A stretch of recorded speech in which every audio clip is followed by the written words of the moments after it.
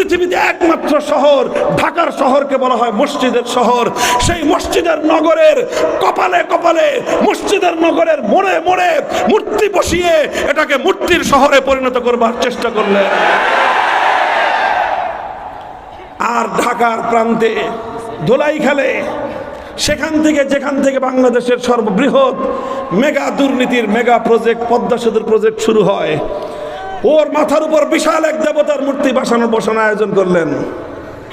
বিশাল এক দেবতার মূর্তি, আকাশ ছোঁয়া দেবতার মূর্তি বসানোর জন্য বেদি তৈরি করলেন।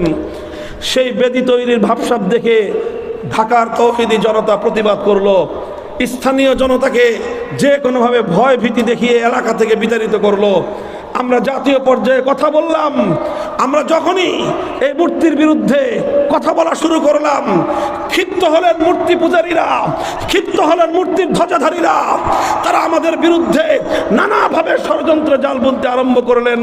আমরা তখনও বলেছিলাম, আমরা কল্যাণকামী, আপনাদের শত্রু নই।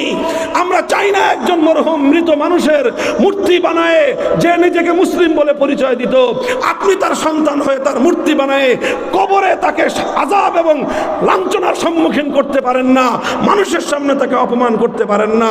এটা সন্তান হিসেবে পিতার প্রতি আপনার অন্যায়, আপনি কুসন্তানের পরিচয়। এই কথা কেন বললাম? আমার বিরুদ্ধে সবচেয়ে বেশি ক্ষিপ্ত হলেন যেখানে যেখানে মূর্তি ভাঙে, সব মূর্তি ভাঙার জন্য আমার উপরে দায় চাপানোর চেষ্টা করলেন। আমি বললাম যে পরিষ্কার কথা, আমরা মূর্তি ভাঙা আমাদের কাজ না, কিন্তু মূর্তির বিরুদ্ধে কথা বলা আমাদের দায়িত্ব।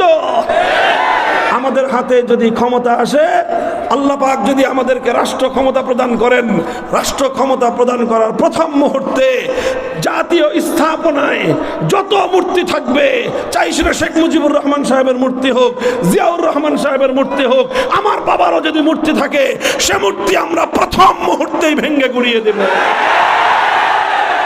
পরিষ্কার কথা, পরিষ্কার কথা আমরা জানিয়ে দিয়েছিলাম। কিন্তু এই কথা কেন বললাম? ক্ষিপ্ত হলেন, অনেক কিছু করলেন। গোটা রাষ্ট্রযন্ত্রকে ব্যবহার করে আলেম ওলামাকে অপদস্থ করবার, লাঞ্ছিত করবার অপতৎপরতা চালালেন। সর্বযুগে ফেরাউনরা যা করে, নমরুদ যা করে, কারুনরা যা করে, যুগে যুগে ওলামায়ে কেরাম হক কথা বলবার কারণে তাদের সঙ্গে যেই সকল বর্বর আচরণগুলো করা হয়, সমস্ত বর্বরতার সীমা লঙ্ঘন করে বাংলাদেশের স্বৈরাচারী নব্য লেডি ফেরাউন আলেমদের সঙ্গে তাই করেছিলেন।